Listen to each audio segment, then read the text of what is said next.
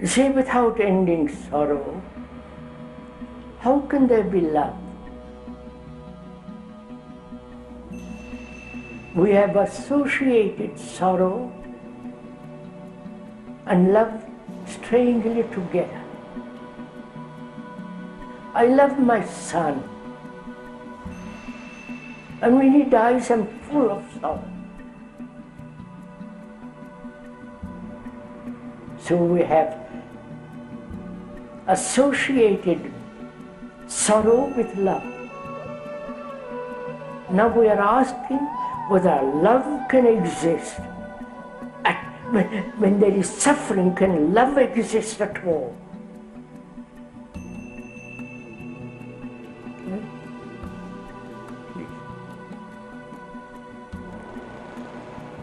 We're asking then, is love desire?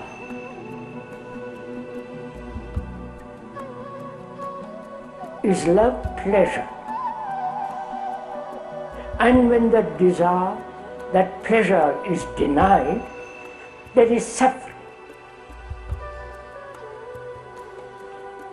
And we say suffering as jealousy, attachment, possession and all that is part of love. That's our condition, that's how we are educated. That's a part of our great inheritance, tradition. Now we are asking, love and suffering cannot possibly go together.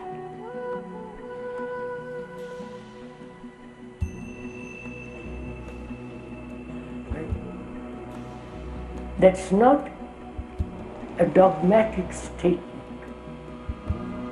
or a rhetorical assertion, but when one looks into the depth of sorrow and understands the movement of it, in which is involved pleasure, desire, attachment,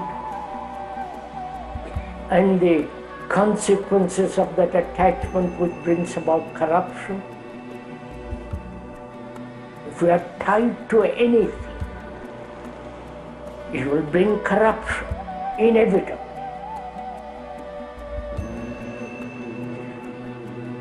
And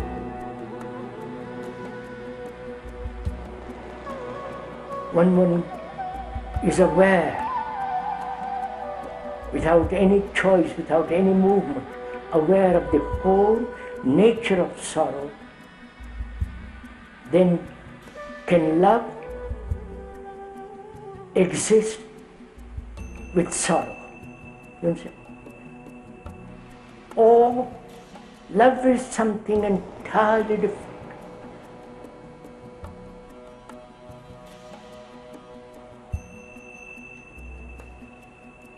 I think we ought to be clear that devotion to a person, to a symbol, to the family, to something or other is not love. Right?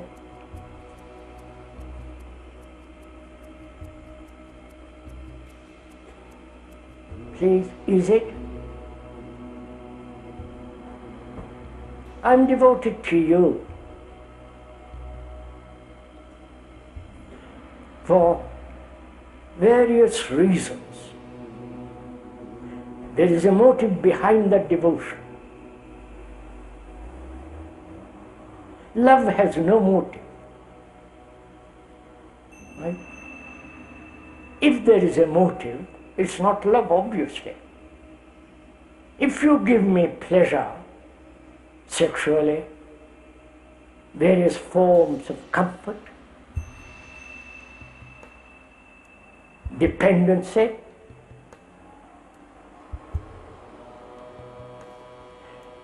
the motive is I depend on you because you give me something in return. And as we live together, I call that love. Is it? So one questions, where there is motive, can love exist?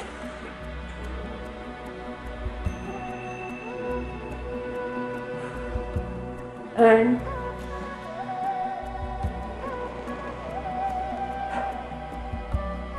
where there is ambition, whether in the physical world or in the psychological world, ambition to be on top of everything, to be a great success, to have power, religiously or physically. Where there is aggression, competitiveness, jealousy, can love exist? Obviously not. But yet, we recognize it cannot exist, and yet we go on. Look what happens to our brain when we are playing such kind of tricks.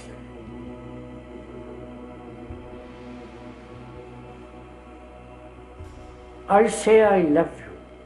I have a motive behind that love. I am ambitious.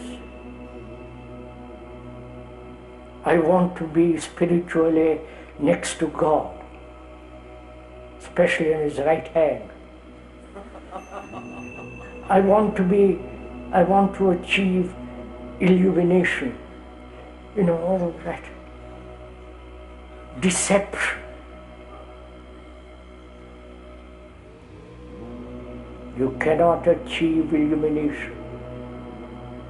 You cannot possibly achieve that which is beyond time.